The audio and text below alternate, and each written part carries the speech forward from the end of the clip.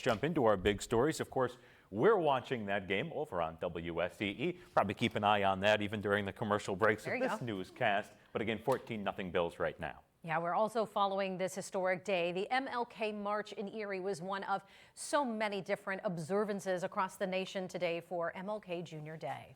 We'll talk about all of that, plus frigid weather here in northwestern Pennsylvania. Certainly not dealing with what they are in western New York, but the temperature just as bitter. We had some sunshine today, but even then, just biting cold. Yes. Lots to get into there as well because it's not going anywhere.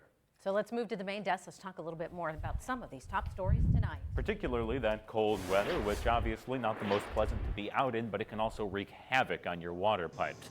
The good news, though, there are some things you can do to try to limit or entirely prevent that damage.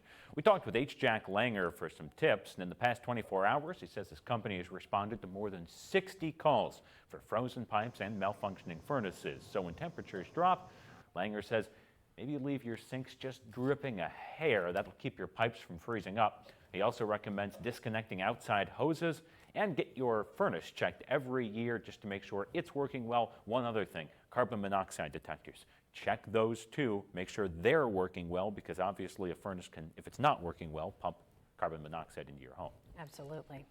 Well, in spite of the cold temperatures, people are still celebrating, of course, in many different ways, the federal holiday, Martin Luther King Jr. holiday. In the city of Erie today, they came out for the annual march in the downtown. The sun was shining earlier. Marchers, of course, did bundle up for the event. This year, students from Erie's public schools were asked to carry the banner and lead the march from Perry Square to the Martin Luther King Center. And they placed there at the center a wreath in memory of King's nonviolent fight for equal rights.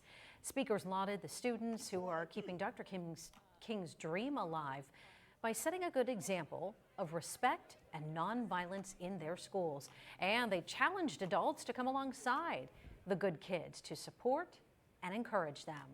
Also, Erie News Now has put together a special report on the legacy of the late civil rights leader. We'll talk to local leaders about what King meant to the people of Erie.